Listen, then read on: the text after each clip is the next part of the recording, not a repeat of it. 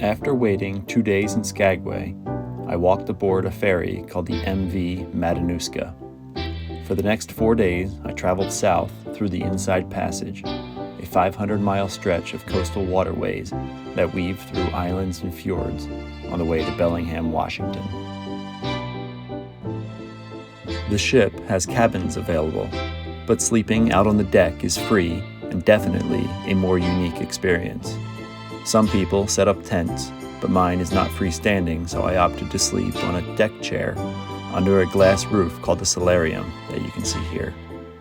It was a magical experience to be surrounded by mountains, the ocean, and the salty sea air for days on end.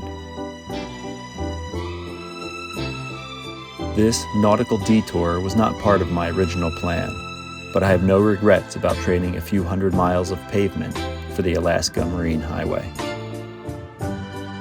The ship quietly passed tiny coastal towns, some of which weren't even mentioned on a map. But then, in larger cities, we would sometimes stop for a few hours.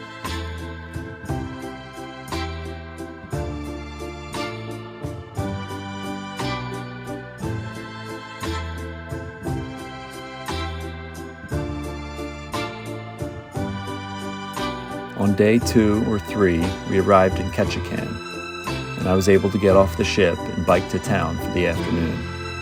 I made a painting of Creek Street, got some lunch, and spotted some bald eagles before heading back to the ship.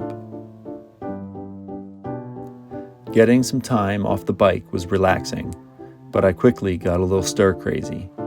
I kept myself busy by painting nearly everything I could, from the mess hall to a life preserver, and even had some time to fix a hole in my shorts. But the views from the ship were the real highlight and provided non-stop entertainment. Whenever someone would spot a pod of orcas or a humpback whale, a few hundred people would gather on the railing, and the 400-foot-long ship would list to one side. Finally, on the morning of the 4th day, the ship docked in Bellingham, Washington, and with renewed ambition, I got ready to continue my two-wheeled adventure.